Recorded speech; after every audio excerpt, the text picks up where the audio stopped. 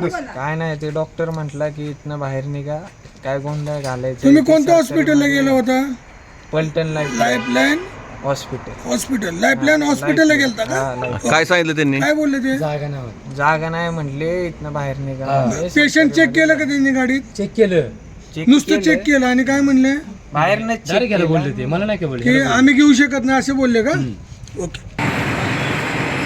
काल ज्ञानेश्वर महाराजांच्या पालखीचा विहार चालू असताना सौ उषा जठार राहणार विसापूर तालुका श्रीगोंदा जिल्हा अहमदनगर ह्या अचानक भोवळ येऊन पडल्यामुळे त्यांना तातडीने गजानन महाराज संस्थानची जी ॲम्ब्युलन्स आहे त्या ॲम्ब्युलन्समध्ये पलटणला आणलं होतं. त्यावेळेस त्यांना लाईफलाईन हॉस्पिटलला नेण्यात आलं.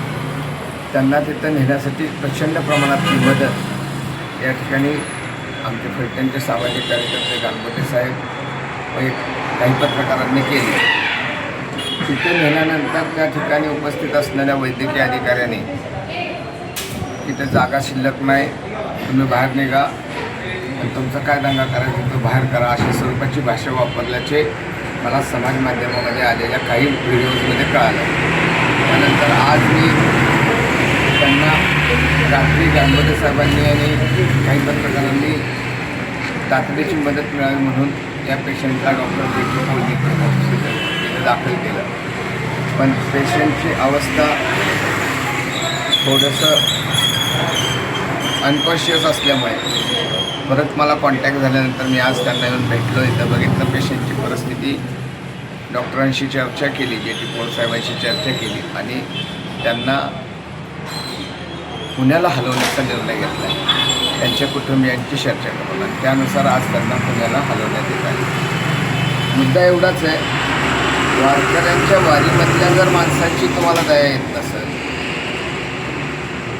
ज्या राणी लक्ष्मीबाई देवींनी अखंड वारी केली, समाजातल्या शेवटच्या घटकाला औषध उपचार मिळावेत म्हणून ते हॉस्पिटल सुरू केलं.